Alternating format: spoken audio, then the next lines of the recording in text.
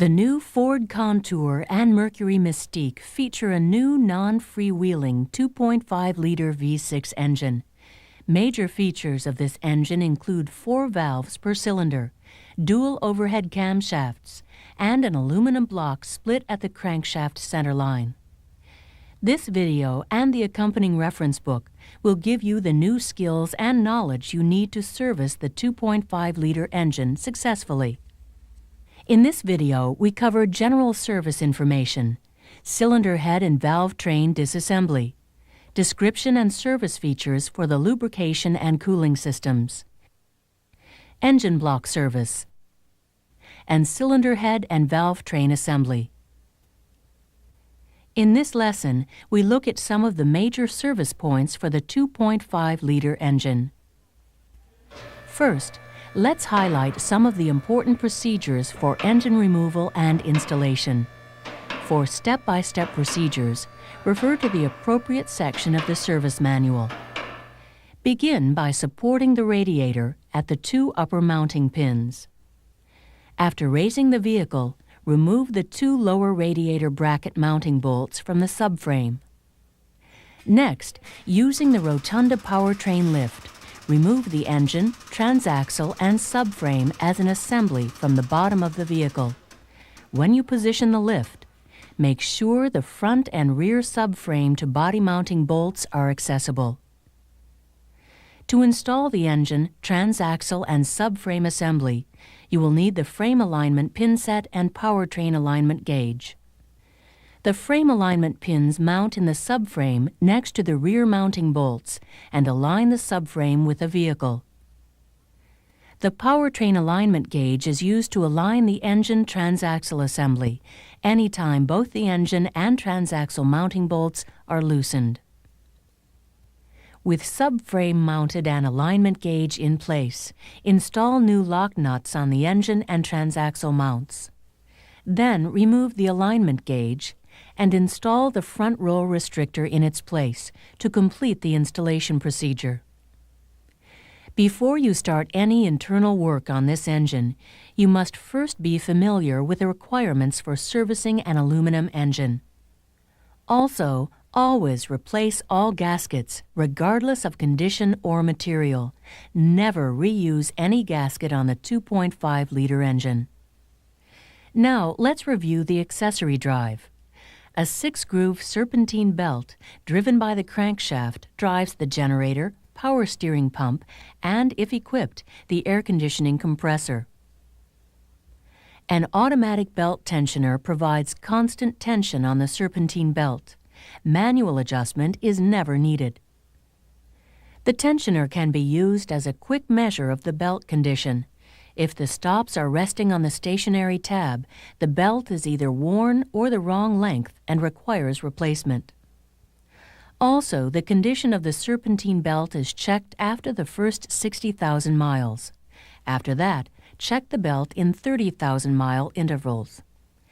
After removing the accessory drive, the front engine cover is accessible. Keep the following points in mind when removing and installing the front cover. First, use detorque and torque sequences when you remove and install the front cover bolts. Refer to the service manual for the proper sequences. Before you install the front cover, apply sealant at 6 locations. Apply the sealant in 3 mm diameter beads, 12 mm long. Refer to the service manual for sealant specifications and exact sealant locations. Next, install the front cover and tighten 7 bolts until the cover contacts the block. These bolts must be tightened within 6 minutes to ensure proper sealing. Again, refer to the service manual for the proper sequence. Now let's review the design and service for the air inlet system. The air inlet system includes a throttle body and aluminum intake manifold, and the intake manifold runner control, or IMRC system. The throttle body has a single throttle plate and a throttle position sensor mounted to the side of the throttle body. Air entering the throttle body passes through the aluminum intake manifold and the 12 separate aluminum runners. Intake air then enters into the lower intake manifold, which contains 6 primary and 6 secondary ports. The IMRC is closed up to 2800 RPM. Only the primary runners have air flowing through them. The throttle plates in the secondary runners are held closed by vacuum. Between 2800 and 3500 RPM, the throttle plates in the secondary runners will open depending on engine load. Above 3500 RPM, the secondary throttle plates are always fully open, which increases airflow into the combustion chamber and improves high-speed engine performance. When service requires that you remove the lower intake manifold, replace both manifold gaskets. Locating pins aid in the installation of new intake gaskets. Also, be sure to use the proper detorque and torque sequences when you remove and install the lower intake manifold. Refer to the service manual for the proper sequences. This completes Lesson 1. Please stop the tape now and answer questions 1 through 11 in your reference book. When you have finished answering the questions, restart the tape to see the answer key. The answer to question number 1 is B. The front cover requires specific bolt torque and detorque sequences. To answer question 2, compare your drawing with the drawing on the screen. The arrow showing belt tension should be pointing up. Number 1 is the generator pulley. Number 2 is the idler pulley.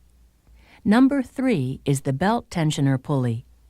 Number 4 is the power steering pump pulley. Number 5 is the crankshaft pulley. Number 6 is the air conditioning compressor. The answer to number 3 is D. Use only a plastic scraper to remove gasket material from an aluminum engine. The answer to question 4 is B. Install powertrain alignment gauge T94P6000AH in place of front roll restrictor. The answer to question 5 is B. Remove the assembly from the bottom of the vehicle. The answer to question 6 is C. Apply sealant at 6 specified locations. The answer to question 7 is C. The component should be installed within 6 minutes of first sealant application. The answer to question 8 is A. The secondary throttle plates are open when the engine is not operating. The answer to question 9 is A. The secondary throttle plates are always open with engine speed above 3,500 RPM. The answer to question 10 is D. The secondary throttle plates are located in the secondary intake runners. The answer to question 11 is D. The lower intake manifold assembly requires specified bolt detorque and torque sequences. Now, let's look at cylinder head and valve train disassembly. These procedures are critical for the 2.5-liter 4-valve engine. Begin by removing the aluminum valve covers. Be sure to follow the detorque sequence specified in the service manual. Using the wrong sequence could warp the valve cover, resulting in oil leaks. Each cylinder head has dual overhead camshafts. The camshaft sprockets cannot be removed. The camshaft and sprockets must be replaced as an assembly. One of the right-hand camshafts has a vibration damper in front of the sprocket. The damper, like the sprockets, must be replaced with the camshaft as an assembly. At the rear of the left-hand intake camshaft is a rear camshaft oil seal mounted in an oil retainer. Before removing the camshaft seal, position the new shaft protector tool over the end of the camshaft when removing the seal. Install a new seal with a seal housing in place. Slide the new camshaft seal protector onto the end of the camshaft. Next, slide the new oil seal over the protector. Then place the camshaft seal replacer tool on the camshaft. To complete the seal installation, place the power steering pump pulley replacer tool into the end of the camshaft and tighten the nut to install the seal. The 4 camshafts are driven by 2 timing chains, 1 chain per head. Each chain has 3 copper links to aid during installation. 2 timing chain tensioners provide proper tension to the timing chains. These tensioners are hydraulic, with fluid pressure supplied by the lubrication system. Camshaft removal procedures for this engine are critical. You must follow the procedures closely to prevent engine damage. To begin removing the camshafts, position the crankshaft keyway at 11 o'clock. This places the pistons below the deck and puts the camshafts in the neutral position. To verify the 11 o'clock position, make sure the arrows on the back of the camshaft sprockets are aligned. If they're not, rotate the crankshaft until they are aligned. Now, remove the right-hand tensioner. This relieves tension on the chains so you can lift the camshafts. Then, completely remove the camshaft thrust caps from the cylinder heads. If these caps are not completely removed, they could be damaged. Now, loosen the camshaft journal caps 7 to 8 revolutions, or enough so that you can remove the rocker arms in the sequence shown in the service manual. Remove all the rocker arms. Then the timing chain tensioner arm, timing chain guide, and timing chain crankshaft sprocket. Now cylinder head disassembly can continue. Remove the cylinder head using the detorque sequence found in the service manual. Discard the head bolts since they're torqued to yield and cannot be reused. Before we complete this lesson, here are some additional valve train service features to keep in mind. If you are going to reuse the rocker arms, hydraulic valve tappets, and valve springs, mark them so you can replace them in their original locations. Remove the valve springs using this new valve spring compressor tool, or using the existing valve spring compressor set and pivot bar. Also, the valve guides for these aluminum heads are replaceable. Refer to the service manual for proper procedures. This completes Lesson 2. Please stop the tape now and answer questions 12 through 14 in your reference book. When you have finished answering the questions, restart the tape to see the answer key. The answer to question 12 is C. Both the cylinder heads and the camshaft bearing caps must be removed and installed using specified torque and detorque sequences. The answer to question 13 is B. Engine oil pressure maintains timing chain tension. The answer to question 14 is number 1 is an intake valve. Number 2 is an exhaust valve. Number 3 is an intake camshaft. Number 4 is an exhaust camshaft. Now let's turn our attention to the lubrication system. The force-feed lubrication system uses a G-rotor pump driven by the crankshaft. Oil restrictors are located in each head gasket to control oil flow to the heads. The oil separator is mounted to the top of the cylinder block and helps prevent oil from entering the PCV system.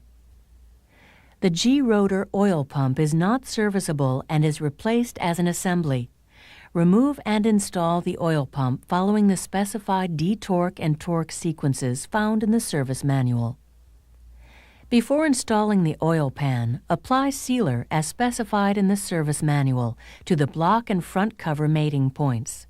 Use detorque and torque sequences to remove and install the oil pan. Refer to the service manual for proper detorque and torque sequences. The next system we'll look at is the cooling system, which is different from most Ford Motor Company systems. For example, the water pump is located to the rear of the left cylinder head and is driven by the left camshaft and a 4-groove serpentine belt and a tensioner. The retaining bolts are torqued to yield and cannot be reused. To remove the water pump drive pulley without damaging the camshaft, you'll need the new water pump pulley remover replacer tool and the new shaft protector tool. You will also need the existing crankshaft damper remover. To install the pulley, use the replacer cup, along with a screw and the power steering pump pulley replacer. Make sure the screw is bottomed out before you try to install the pulley. The thermostat is located inside an inline aluminum housing at the rear of the cylinder head. It is also unique because it is mounted in the coolant inlet lines to the engine. The thermostat is serviceable after removing the housing. The aluminum components on this engine are very sensitive, not only to thermal shock, but the temperature operating range. It is most important that you perform the following coolant drain and fill procedures exactly as described in the service manual. Otherwise, serious engine damage may occur. Begin the coolant drain procedure by removing the degas cap. Then raise the vehicle and place a drain pan under the radiator. Open the drain valve on the radiator and allow the coolant to drain. Next, close the radiator drain and position the drain pan under the heater core. Now remove the hoses from the heater core. Once the coolant stops draining, apply compressed air, regulated no higher than 10 psi, into one of the heater core hoses to ensure that all the coolant is drained. Then reconnect the hoses. This completes the drain procedure. Begin the procedure to refill the cooling system by adding coolant to the degas bottle. Remember, only fill the system at the degas bottle. Fill the degas bottle to the maximum mark. Now start the engine and allow it to idle until the thermostat opens. Next, turn the heater on hot and the blower on high. Verify that coolant is circulating through the heater core by detecting hot air at the instrument panel heater vents. After verifying warm air, shut off the engine and check the coolant level at the degas tank. Only after the engine cools down, top off the fluid to the maximum mark. This completes Lesson 3. Please stop the tape now and answer questions 15 through 22 in your reference book. When you have finished answering the questions, restart the tape to see the answer key. Answer question 15 by comparing your answer to the picture on the screen. The proper sealant application is: the answer to question 16 is A. Use tool T94P6312AH to remove the water pump pulley. The answer to question 17 is A. Fill the cooling system through the degas bottle only. The answer to question 18 is C. Blow compressed air into the heater core to drain the coolant. The answer to question 19 is B. The heater core is a specified coolant drain point. The answer to question 20 is C. The thermostat is located at the rear of the engine. The answer to question 21 is C. The water pump uses torque to yield attaching bolts. The answer to question 22 is: the oil pan and the oil pump require specified torque and detorque sequences. One of the most unique features of the 2.5-liter engine is its all-aluminum block. The block is split at the crankshaft center line. The block includes a cylinder block and a lower cylinder block. The aluminum cylinder block has cast iron inserts. The inserts cannot be replaced or bored. However, they can be honed if necessary. If service requires replacement of the cylinder block, use the water inlet tube replacer to install the engine coolant inlet tube. Drive down until the water inlet tube replacer tool contacts the cylinder block. Now let's review the design and service features for the connecting rods and pistons. The connecting rods are cracked at the large end to increase strength. This design mates the metal perfectly, preventing the connecting rod cap from moving out of place. The connecting rods are mounted with torque-to-yield bolts, which must not be reused. Reliefs are cut into the bottom of the piston skirt to help oil drain from the oil scraper ring. Use the piston and rod guide tool with an adapter to prevent damaging the crankshaft or cylinder wall during piston removal or installation. Also, install the full floating pistons with the arrow on top, pointing toward the front of the engine.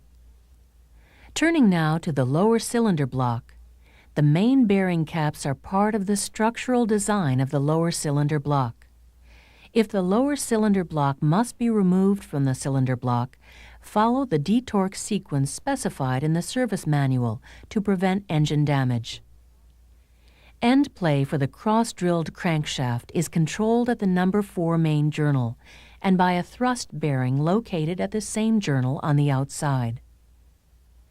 3 holes in each of the upper main bearings ensure that proper lubrication is provided to the crankshaft. Main bearings are available in 3 select fit sizes.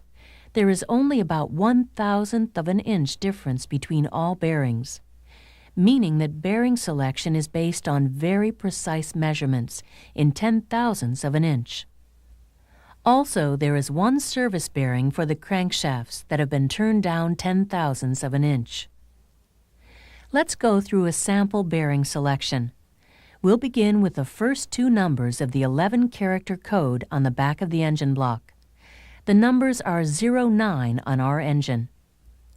Next, read the first 2 characters of the code on the crankshaft.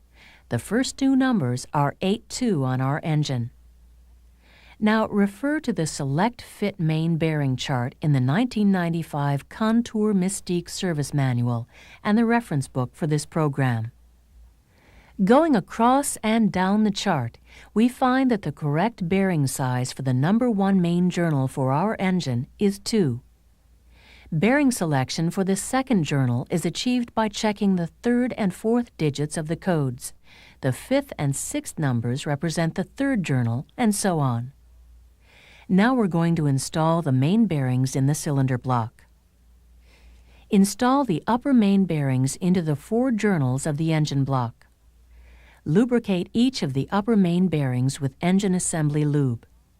Then, install the upper crankshaft thrust washer and lower the crankshaft into position on the bearings. Next, with the gasket surface clean, install the lower main bearings into the lower cylinder block and lubricate the bearings. Applying sealer to the lower cylinder block is a critical procedure. Sealer must be applied as shown to ensure proper sealing. Leave a 6 mm gap at the rear of the sealant area so excessive sealant does not enter the crankshaft seal area. Then, install the lower cylinder block and tighten all bolts to 3 to 5 Nm following the torque sequence in the service manual. Use a pry bar to force the crankshaft rearward, then forward, and wedge it into place, keeping forward pressure on the crankshaft, and tighten bolts 1 through 8 to 22 to 28 Nm. Then tighten bolts 9 through 16 to 30 to 43 Nm. The next steps are very important. Rotate bolts 1 through 16 an additional 85 to 95 degrees. Then tighten bolts 17 through 22 to between 20 and 30 Nm. Remove the pry bar and make sure the crankshaft rotates freely. As a final check, install a dial indicator on the block and check for crankshaft end play in both directions. It should be within 0.100 to 0.225 millimeters. If end play is not within specifications, replace the crankshaft. This completes Lesson 4. Please stop the tape now and answer questions 23 through 29 in your reference book. When you have finished answering the questions, restart the tape to see the answer key. The answer to question 23 is A. The number 4 main bearing journal upper thrust washer controls crankshaft end play. The answer to question 24 is C. The lower cylinder block and connecting rods both use torque to yield attaching bolts. Also, the lower cylinder block requires specified torque and detorque sequences. The answer to question 25 is D. The lower cylinder block incorporates all the main bearing caps. The answer to question 26 is C. The connecting rods are cracked instead of machined at the journal. The answer to question 27 is B. The cylinder block has non-replaceable cast iron cylinder inserts. The answer to question 28 is journal number 1 is 2. Journal number 2 is 1. Journal number 3 is 2. Journal number 4 is 2. The answer to question 29 is A. Wedge the crankshaft forward using a pry bar. In this lesson, we'll cover cylinder head assembly information, installation of the cylinder head, camshafts, timing chains, and rocker arms. Before you install the camshafts, the crankshaft keyway must be positioned at 11 o'clock. Next, install the valve springs using the same new tool as you did for removal, or using the valve spring compressor bar and bracket tools. Use a new head gasket snapped over the dowels to ensure proper sealing. Follow the torque sequence in the service manual to prevent warpage, just as you do for other aluminum parts on this engine. Then install the camshafts so the timing marks on the back of the camshaft sprockets are aligned. Place the camshaft journal caps, except the thrust cap, onto the camshafts. Turn the retaining bolts approximately 2 turns, or just enough to keep the caps in place. Next, install the timing chain crankshaft sprockets so that the keyways are aligned. Then install the timing chain guide and the timing chain over the crankshaft and camshaft sprockets, aligning the copper links with the alignment marks on the crankshaft and the camshaft sprockets. Next, install the timing chain tensioner arm over the alignment dowels. To compress the tensioner, insert a pin into the end of the plunger to release the check valve in the tensioner. Then use a small screwdriver or similar tool to unlock the ratcheting device and compress the tensioner. Insert a lock pin in the retaining hole and remove the pin in the end of the plunger. Now install the left tensioner. This completes the left side component assembly. Use the same procedures to install the right side components. Before installing the rocker arm, check to verify that the crankshaft keyway is at the 11 o'clock position, the arrows located on the back of the camshafts align, and that the timing chains align with alignment marks on the crankshaft and camshaft sprockets. If all components are not in proper alignment, the engine could be damaged. Next, lubricate and install the rocker arms. Tighten the camshaft journal caps until the caps contact the cylinder head. Then install the thrust caps and tighten all caps following the torque sequence in the service manual. Now, remove the tensioner lock pins from the timing chain tensioners. Then rotate the engine clockwise 2 complete revolutions. Stop when the crankshaft keyway is at the 11 o'clock position to verify timing. The alignment marks on the back of the camshafts should be aligned at this point. However, the copper links will not be aligned. After applying sealant to the front cover and cylinder block mating points, install the valve covers following the torque sequence in the service manual within 6 minutes before the sealer sets up. This completes Lesson 5. Please stop the tape now and answer questions 30 through 34 in your reference book. When you have finished answering the questions, restart the tape to see the answer key. The answer to question 30 is D. Use a wire to unseat the oil pressure check ball. The answer to question 31 is D. When you set valve timing, the crankshaft sprocket keyway should be at the 11 o'clock position. The answer to question 32 is B. When valve timing is properly set, the timing marks on the back of the camshaft sprockets will be aligned with each other. The answer to question 33 is true. Remove the lock pins from the chain tensioners only after the other components have been installed. The answer to question 34 is C. Install the rocker arms with the camshaft journal caps loosely installed. In this video, you have seen general service information for this engine, along with cylinder head and valve train disassembly, lubrication and cooling systems, operation and service, engine block service, and cylinder head and valve train assembly. This video, along with a self-study reference book and service manual, puts you on the road to fixing the 2.5-liter engine right the first time.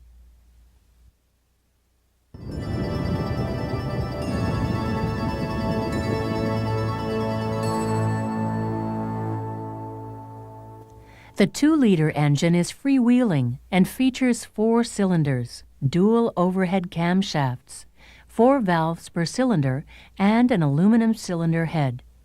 In a few moments, you'll see information about the 2-liter engine block, lubrication and cooling systems, cylinder head and valve train, and timing procedure. But first, let's take a quick look at some of the major engine subsystems.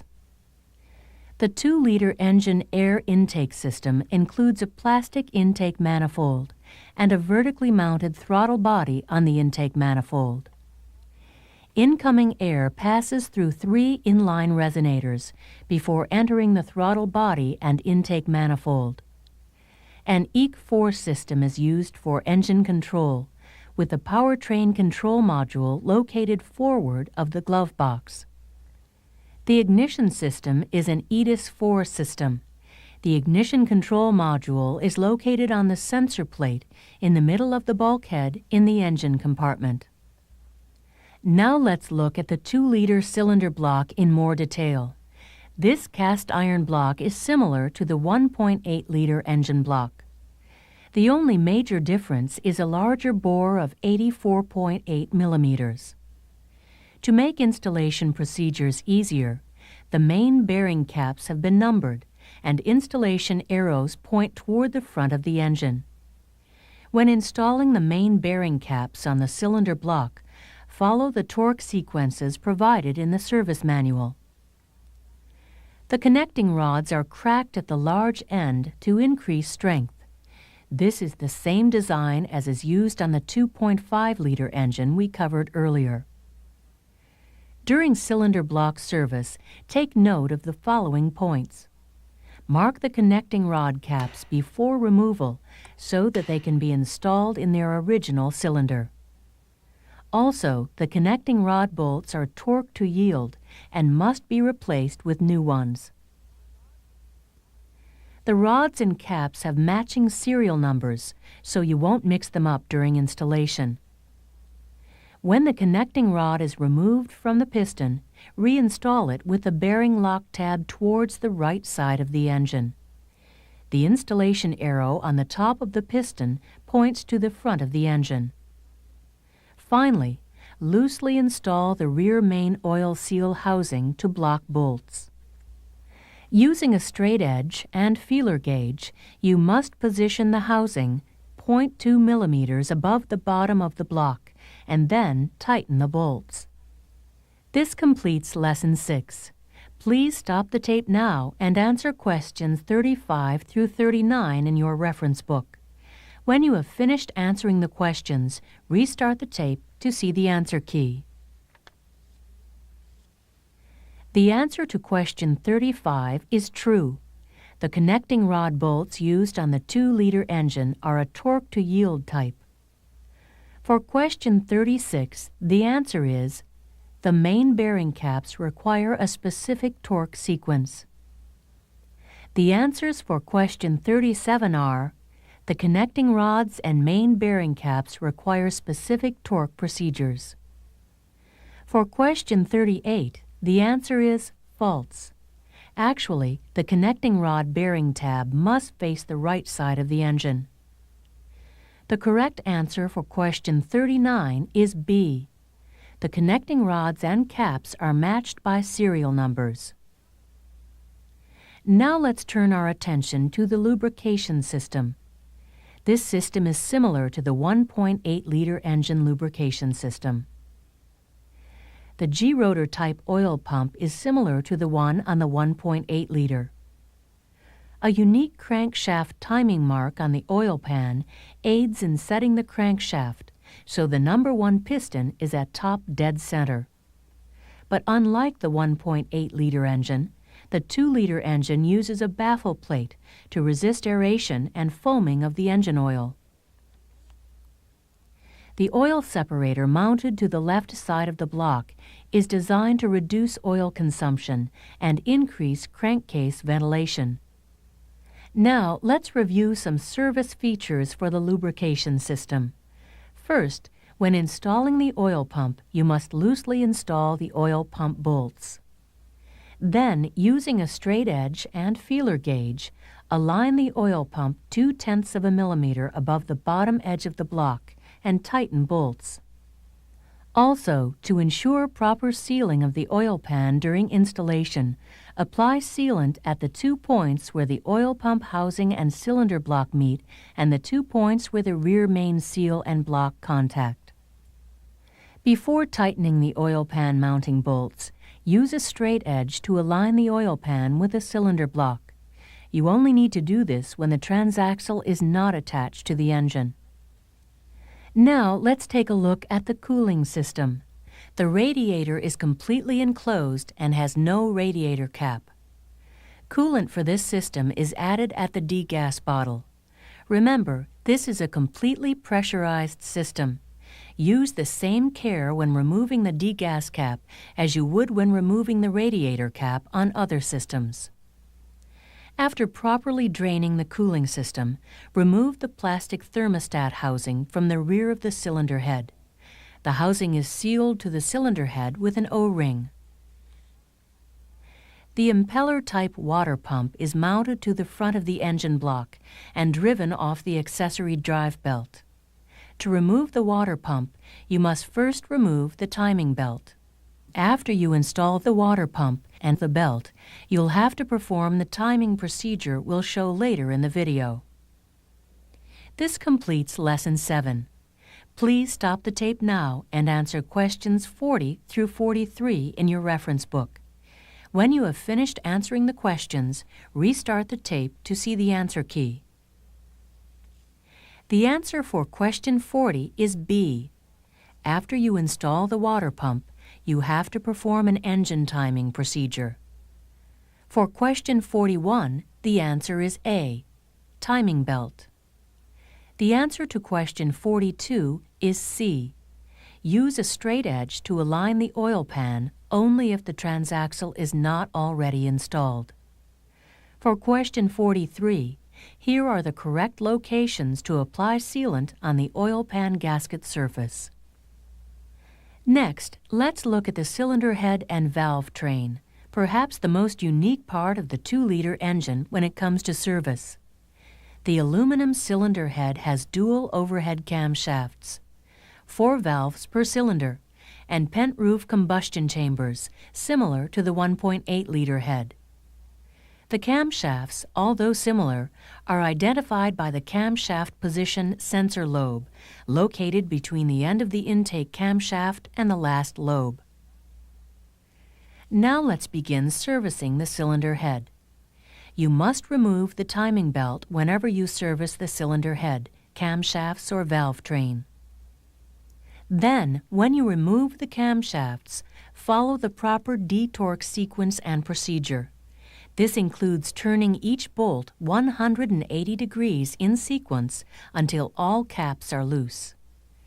The cylinder head bolts must also be detorqued in the sequence specified in the service manual. Next, remove the valve springs with the valve spring compressor adapter, valve spring compressor bar, and brackets. Removal of valve stem seals requires the valve stem seal remover along with a slide hammer. Now let's review the key points of cylinder head assembly. You'll use this new valve guide replacer for valve guide installation. Also, valve stem seal installation requires a new valve stem seal replacer. When you install the valve springs, use the same tools as you did for removal. However, be aware that intake and exhaust springs are not interchangeable. The intake springs have a pink stripe, while the exhaust springs have a green stripe. Install a new head gasket with the top mark facing up. Install the head gasket over the dowels. Then, before installing the cylinder head onto the block, verify that the number 1 piston is at top dead center by aligning the crankshaft damper and the timing mark on the oil pan. Once the head is positioned onto the block, install new cylinder head torque to yield bolts without lubrication. Tighten the head bolts according to the torque sequence in the service manual. With the camshafts in place, install the camshaft caps leaving the thrust caps off. The numbers on the caps must face outward, starting with 0 through 4 from the front of the exhaust side, and 5 through 9 on the intake side from the front of the engine. Now, apply sealer to the front 2 camshaft bearing cap mating surfaces. Once the sealer has been applied, you should install the thrust caps before the sealant begins to set up. Tighten the camshaft caps following the torque sequence and procedure in the service manual. This completes Lesson 8. Please stop the tape now and answer questions 44 through 55 in your reference book. When you have finished answering the questions, restart the tape to see the answer key.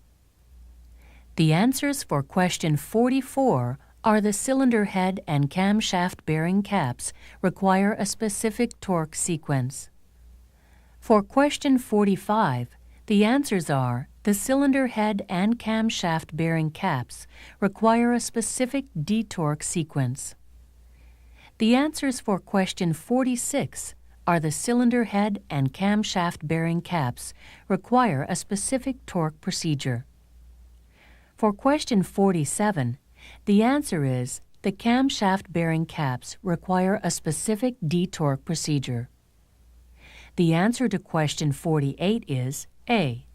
When installing the camshafts, apply sealer to the cylinder head at the thrust bearing cap to cylinder head mating surface. For question 49, the answer is B. The number 0 camshaft bearing cap is at the front of the engine on the exhaust side. The tool shown for question 50 is the spring compressor adapter. The tool shown for question 51 is the valve seal remover. The tool shown for question 52 is the valve seal replacer. The tool shown for question 53 is the valve guide remover replacer. The tool shown for question 54 is the valve guide replacer. For question 55, the answer is D.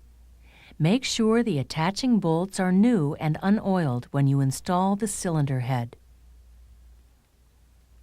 Now let's cover the timing procedure.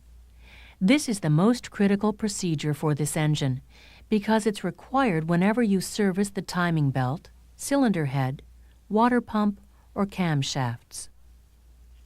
Start the timing procedure by installing the camshaft alignment timing tool into the slots provided in the end of the camshafts.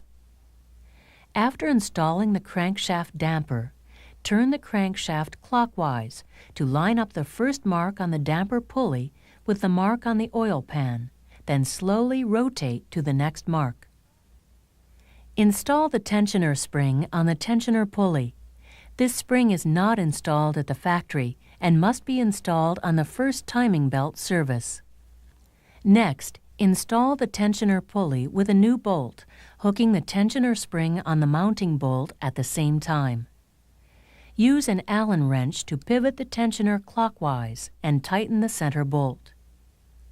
Next, with cam sprocket holding tool in place, loosen both camshaft sprocket mounting bolts only until the sprockets turn freely. Now install the timing belt, starting at the crank pulley and working counterclockwise. Keep belt tension between the crankshaft and exhaust cam sprocket. Then loosen the center bolt on the belt tensioner. Verify that the damper is still aligned and tighten cam sprockets. Then remove the camshaft alignment timing tool and rotate the crankshaft clockwise 2 complete revolutions. Stop when the crankshaft damper is aligned with the top dead center timing mark on the oil pan. Now, tighten the center bolt on the belt tensioner. Finally, install the camshaft alignment timing tool into the slots provided in the end of the camshafts. If the tool doesn't fit, repeat the timing procedure. This completes Lesson 9. Please stop the tape now and answer questions 56 through 61 in your reference book. When you have finished answering the questions, restart the tape to see the answer key. The answer to question 56 is C. When timing the camshafts, the crankshaft is rotated so that top dead center on the damper is aligned with the mark on the oil pan. For question 57, the answer is D. During camshaft timing, install tool T94P 6256CH on the rear of the camshafts. The answer to question 58 is A. During camshaft timing, loosen the camshaft sprockets before installing the timing belt. The statement in question 59 is false. Installing the camshaft timing tool is the first step in the procedure. For question 60, the answer is B. The timing belt tensioner spring is installed only at the first timing belt service. The answer to question 61 is C. After you install the timing belt, rotate the crankshaft twice. The service procedures for engine removal and installation are similar to the procedures used for the 2.5-liter engine covered earlier in this video. Refer to the service manual for specific procedures. In this video, you have seen service highlights for the 2-liter engine. This video, along with a self-study reference book and service manual, will help prepare you to fix the 2-liter engine right the first time.